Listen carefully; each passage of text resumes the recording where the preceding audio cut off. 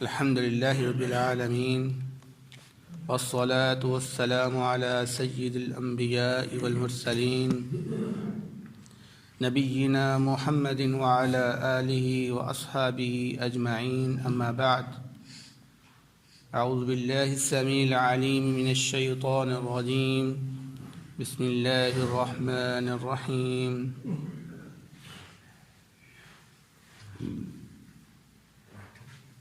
وَإِن نَكَثُوا أَيْمَانَهُم مِّن بَعْدِ عَهْدِهِمْ،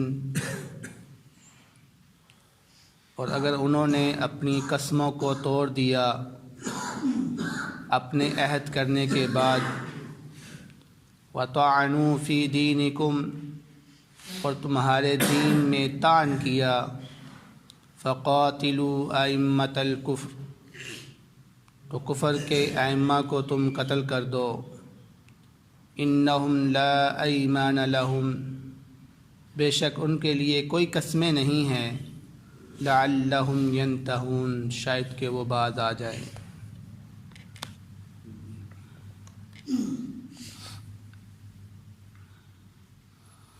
اس آیت مبارکہ میں اللہ رب العزت بیان فرما رہے ہیں کہ جب کوئی لوگ عہد کرتے ہوں اور عہد کرنے کے بعد پھر اس کو توڑ دیں، یا وہ عہد کے اوپر جو قسمیں کھاتے ہیں اس کو پکا کرنے کے لیے ان قسموں کو وہ توڑ دیں، اور اس کے ساتھ وہ تمہارے دین پر طعن کریں، تمہارے دین پر عیب نکالیں، تمہارے دین کا مذاق بھی کریں، تو فرمایا ایسے لوگوں کے ساتھ معاہدہ قائم کرنے کی ضرورت نہیں ہے، بلکہ ان کے ساتھ جنگ لڑو۔ تو یہاں پر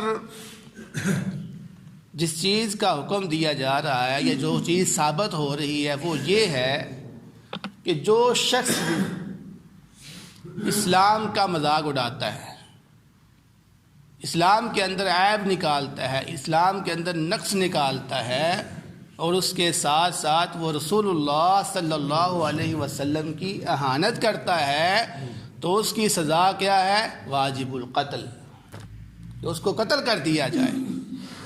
اور اس کی مثالیں شریعت کے اندر ڈھیر ساری آپ کو ملتی ہیں۔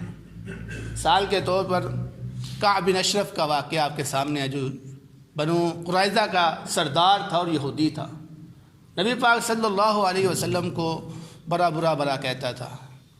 تو نبی پاک صلی اللہ علیہ وسلم نے اپنے صحابہ سے کیا کہا تھا؟ کون ہے جو میرا بدلہ لے گا اس سے جا کر؟ یعنی کون ہے جو اس کی گردن اتار کے لے کے آئے گا؟ تمہارے نبی کو برا بھلا کہنے والا ہے۔ صحابہ کرام نے پھر اس کا سر اتار کے اللہ کے نبی کے پاس پیش کیا تھا۔ تو یہ سزا ہے اس شخص کی کہ جو رسول اللہ صلی اللہ علیہ وسلم کی اہانت کرتا ہے یا دین اسلام کے ساتھ مذاق کرتا ہے، اس کے اندر عیب نکالتا ہے۔ اسی طرح آپ دیکھ لیں کہ معاہدوں کو توڑنے والا، اگرچہ نبی پاک صلی اللہ علیہ وسلم نے کفار کے ساتھ عام جنگیں کی، لیکن جس کفر نے یا جس لوگوں نے نبی پاک صلی اللہ علیہ وسلم کے ساتھ معاہدہ توڑا، نبی پاک صلی اللہ علیہ وسلم نے فوراً اس کا محاصرہ کیا۔ بنو قریظہ دیکھ لیں کہ جس کے ساتھ نبی پاک صلی اللہ علیہ وسلم کا معاہدہ تھا، جنگ خندق کے اندر جب وہ کھل کر سامنے آ گئے، انہوں نے اپنے معاہدے کو توڑ دیا، تو نبی پاک صلی اللہ علیہ وسلم نے فوراً ان کا محاصرہ کیا اور ان کے تمام مردوں کو قتل کر دیا۔ اسی طرح صلح حدیبیہ کا دیکھ لیں کہ صلح حدیبیہ کے موقع پر جب کفار نے اس معاہدے کو توڑا، تو نبی پاک صلی اللہ علیہ وسلم نے مکہ کے اوپر حملہ کر کے مکہ کو فتح کر دیا۔ یہ ساری مثالیں یہ بتاتی ہے کہ جو بھی شخص اسلام کے ساتھ مذاق کرتا ہے یا رسول اللہ صلی اللہ علیہ وسلم کی اہانت کرتا ہے، اس کی سزا قتل ہی ہے۔ اب یہاں پر جو ایک نقطہ سمجھنے والا ہے وہ یہ ہے کہ اللہ رب العزت نے یہاں پر ان کے سرداروں کو قتل کرنے کا حکم دیا ہے، فَقَاتِلُوا أَئِمَّةَ الْكُفْرِ۔ اگر ایسا معاملہ ہے تو ان کے جو سردار ہیں، جو بڑے ہیں، ان کو قتل کرو۔ تو کیوں؟ کیونکہ سردار ہی چلانے والا ہوتا ہے اپنی قوم کو، یہ بڑے لیڈر ہی چلانے والے ہوتے ہیں، ان کے پیچھے سارے ہوتے ہیں۔ تو جب یہ لیڈر قتل ہو جائیں گے تو یہ سارے لوگ باز آ جائیں گے۔ اب آپ جانتے ہیں کہ جو مکہ تھا، مکہ یہ قریش کے انڈر میں تھا، اور یہ قریش سارے سردار تھے یہ، اور مکہ کو ام القریٰ کہا جاتا ہے، یعنی تمام علاقوں کی ماں ہے یہ، یعنی یہ معاشی اور معاشرتی لحاظ سے، سیاسی لحاظ سے، ہر لحاظ سے یہ شہر بڑا قیمتی تھا، کیونکہ لوگ یہاں پر حج کرنے کے لیے آتے تھے، اس لیے یہاں پہ تجارت ہوتی تھی بہت زیادہ، تو یہ شہر بڑا قیمتی تھا۔ تو مکہ کے جو متولی تھے اس وقت وہ بھی کفار تھے، جنہوں نے قبضہ کیا ہوا تھا مکہ کے اوپر۔ تو اللہ رب العزت نے پھر فرمایا کہ اگر اس مکہ کو آپ نے فتح کرنا ہے، اس کے اندر اسلام لے کر آنا ہے، تو پھر ان کے جو متولی ہیں، ان کے جو سردار ہیں، ان کو قتل کرنا پڑے گا سب سے۔ جب یہ سردار قتل ہو جائیں گے تو یہ مکہ امن میں آ جائے گا، مکہ کے اندر اسلام آ جائے گا۔ اس لیے فرمایا لعلہم ینتہون، شاید کہ وہ باز آ جائیں۔ اب اس الفاظ سے کیا ظاہر ہوتا ہے؟ اس الفاظ سے معلوم یہ ہوتا ہے کہ جو عام طور پہ پنجابی میں مثال دی جاتی ہے نا کہ ٹانگوں لاتوں کے بھوت باتوں سے نہیں مانتے، کہ یہ پیار سے، یہ بات سے ماننے والی قوم نہیں ہے، ان کے ساتھ سختی کرنی پڑے گی، ان کے ساتھ جنگ کرنی پڑے گی۔ اب یہ اللہ رب العزت بیان کر رہے ہیں کہ کفار پیار سے بات ماننے والے نہیں ہیں، یہ سمجھوتا کرنے والے نہیں، یہ کمپرومائز کرنے والے نہیں ہیں۔ اور آج اگر ہم اپنی تاریخ دیکھیں تو ایسا ہی ہمیں نظر آتا ہے۔ کشمیر کا معاملہ دیکھ لیں، 75 سال ہونے والے ہیں، سمجھوتے ہو رہے ہیں، باتیں ہو رہی ہیں، کیا آزاد ہوا ہے؟ نہیں آزاد ہوا۔ کیوں آزاد نہیں ہوا؟ کیونکہ اللہ تعالیٰ نے جو بیان کر دیا وہ ہم نے نہیں کیا، ہم نے جنگ نہیں کی۔ ان کفار کو دیکھتے ہیں، اقوام متحدہ کے اندر کتنے معاہدے کیے گئے کہ مسلمانوں کے حقوقوں کا خیال رکھا جائے گا، قسمیں ٹھا ٹھا کر انہوں نے یقین دلایا کہ مسلمانوں کی حفاظت کی جائے گی۔ کیا آج تک کسی نے اس کی حفاظت کی؟ برما کے مسلمان قتل کیے جا رہے، فلسطین کے اندر مسلمانوں کو کاٹا جا رہا ہے، کشمیر کے اندر مسلمانوں کو خون بہایا جا رہا ہے۔ کبھی کسی نے کچھ کہا، آواز اٹھائی کہ ظلم ہو رہا ہے مسلمانوں کے اوپر؟ حالانکہ انہوں نے معاہدے کیے ہوئے ہیں۔ یہ اقوام متحدہ بنی اس لیے ہے کہ انہوں نے انسانوں کے حقوق کا خیال کرنا ہے، لیکن کبھی کسی نے آواز نہیں اٹھائی اس کے خلاف۔ سب نے اپنے عہدوں کو توڑ دیا، اپنی قسموں کو توڑ دیا انہوں نے۔ تو بدلے میں ہم نے کیا کیا؟ ہم نے آواز اٹھانے کی ہمت بھی نہیں کی کہ بھئی تم نے ایسا کیوں کیا۔ ہم کمزور پڑ گئے جب ہم نے آواز نہیں اٹھائی، جب ہم نے تکلیف کو محسوس ہی نہیں کروایا، تو انہوں نے کہا یہ تو کمزور ہیں، یہ تو مرے ہوئے ہیں، ان کے اندر ایمان نہیں ہے، لہذا ان کو اور مارو۔ تو وہ مار رہے ہیں۔ آج ہم ذلت کی زندگی گزار رہے ہیں، غلامی میں گزر رہے ہیں ہم۔ کیوں؟ ہم نے آواز نہیں اٹھائی اپنے خلاف۔ وہ ظلم کر رہے ہیں، ہم نے یہ نہیں کہا کہ تم ظلم کر رہے باز آ جاؤ۔ ہم نے اللہ کے یہ قانون کو جو اللہ رب العزت نے بیان کیا ہے کہ جو کفار مسلمانوں کے خلاف آواز اٹھاتا ہے، عیب نکالتا ہے، ان کے خلاف جنگ کرو، ہم نے جنگ نہیں کی۔ نتیجہ کیا ہے؟ نتیجہ آج ہم ذلت کی زندگی گزار رہے ہیں۔ کیونکہ ہم نے اس قرآن پاک کو نہیں مانا، ہم نے اللہ کے فرمان کو نہیں مانا۔ لیکن اگر آج ہم اللہ کے فرمان کو مان کے اس پر عمل کر لیں، یقیناً ہم غالب آ جائیں گے۔ یعنی جو زندگی ہمیں گزارنی چاہیے تھی وہ آج کفار گزار رہے ہیں، جو عمل ہمیں کرنا چاہیے تھا وہ آج کفار کر رہا ہے۔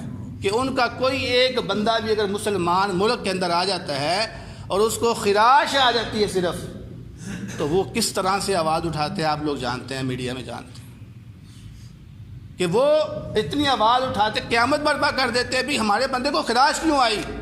آپ نے ظلم کر دیا ہے، آپ نے انسان کے حقوق کا خیال نہیں رکھا، پابندی لگ جاتی ہے، اسی وقت جرمانے پڑ جاتے ہیں۔ لیکن مسلمان کے ساتھ جو کچھ مرضی ہوتا رہے، کوئی آواز نہیں اٹھاتا۔ اس کا ایک ہی حل ہے کہ ان کے ساتھ جنگ کری جائے۔